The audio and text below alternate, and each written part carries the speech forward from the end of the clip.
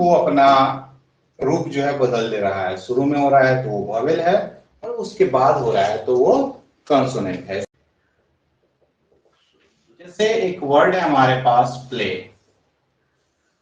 ठीक है, तो ये सही है। क्यों सही है? क्योंकि इसकी स्पेलिंग हम मान रहे हैं कि सही है। तो ये या ये या ए, ये वाला स्पेलिंग, क्या ये सही नहीं है? तो हम कहेंगे नहीं, ये स्पेलिंग्स जो है गलत है, क्योंकि ये वर्ड फॉर्मेशन के रूल्स को फॉलो नहीं करता है। तो यहां से हम क्या डेफिनेशन निकाल सकते हैं, क्या सोच सकते हैं एक वर्ड के बारे में?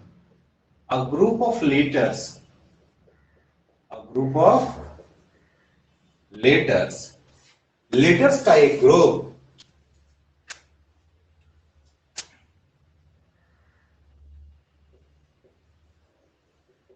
when gives a certain meaning, when gives a certain meaning, letters का एक ग्रुप जिसका मीनिंग जो है सर्टेन हो, निश्चित हो, is called a word।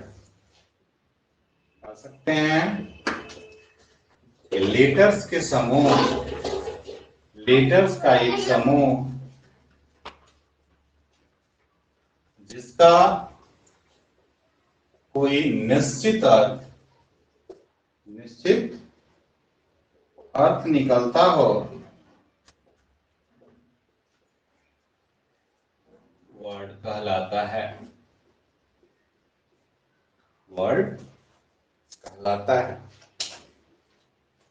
Example हम लिख सकते हैं वर्ड्स के कुछ, प्ले, रन, डांस, सिंग, गुड, बैड, ये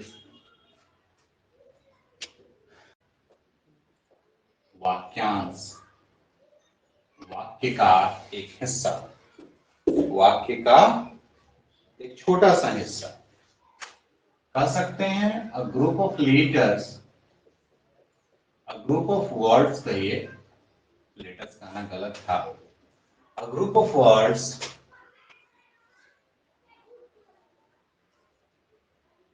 when gives a meaning,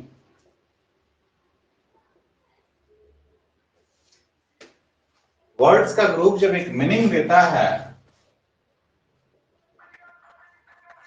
but the meaning is not complete, but the meaning is not complete, तो इसको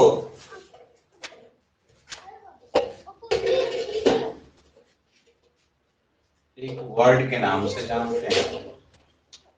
कहने का मतलब है, सॉरी वर्ड कह रहे हैं, इसको एक फ्रेज के नाम से जानते हैं।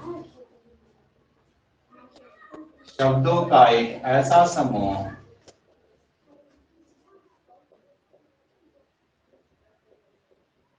जिसका के पूर्ण अर्थ नहीं हो, पूर्ण अर्थ नहीं हो, फ्रेज कहलाता है।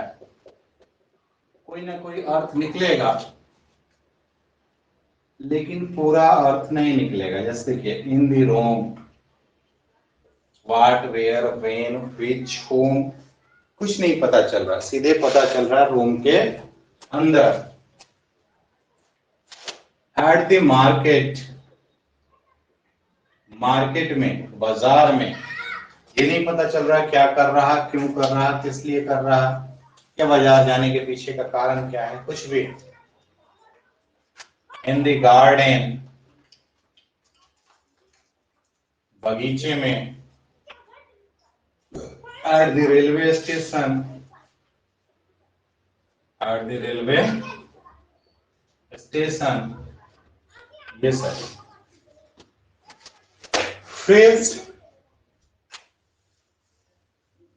के बाद हमारे पास एक दूसरा टर्म है और वो है क्लॉज, दैट इज वाक्य खंड। क्लॉज का मतलब क्या हुआ?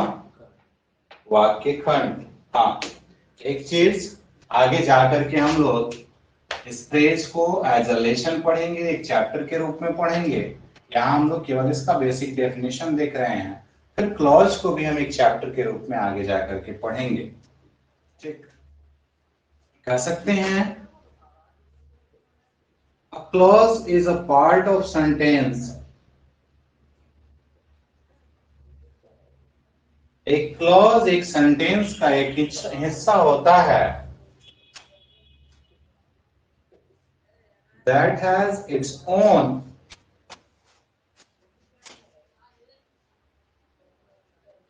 subject and a finite verb। Clause is a part of sentence। किसका पार्ट है भाई? तो यह पार्ट है सेंटेंस का। दूसरी क्या खासियत है इसमें? तो इसका अपना सब्जेक्ट होता है और एक फाइनाइट वर्ब होता है। फाइनाइट वर्ब समझने के लिए एक ऐसा वर्ब जो जरूरत के हिसाब से कहने का मतलब है कि नंबर, पर्सन, केस और टेंस के हिसाब से अपना रूप बदल लेता है। वैसे वाक्य का एक हिस्सा होता है, वाक्य का एक हिस्सा होता है जिसका अपना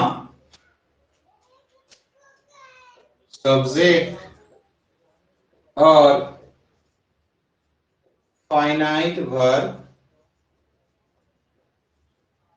होता है। क्लॉज वाक्य का एक हिस्सा होता है जिसका कि अपना सब्जेक्ट और एक फाइनाइट वर्ब होता है। Tell her to wait, tell her to wait if she comes. अगर आप देख पा रहे होंगे तो यहां दो पार्ट है इस सेंटेंस में। एक ये हिस्सा है, कॉमा से अलग किया गया है, फिर एक ये हिस्सा है। दोनों जो है अगर इस हिस्से को ढक दें तो ये अपने आप में पूरा सेंटेंस नहीं है, अगर इस हिस्से को ढक दें तो ये हिस्सा अपने आप में पूरा सेंटेंस नहीं है। लेकिन दोनों के पास एक अपना सब्जेक्ट है, एक अपना वर्ब है, एक सब्जेक्ट है, एक अपना वर्ब है। तो ये दोनों हिस्से जो हैं क्लॉज हो गए। दोनों हिस्से क्या हो गए?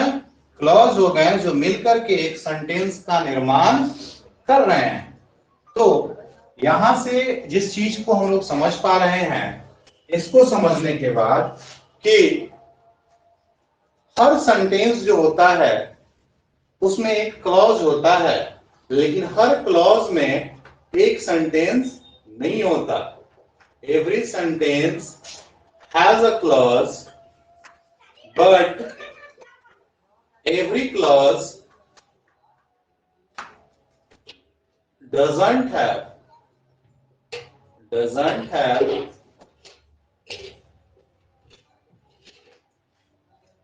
a sentence। एक सेंटेंस क्लॉज हो सकता है लेकिन एक क्लॉज सेंटेंस नहीं हो सकता। इस चीज को आप ध्यान देंगे।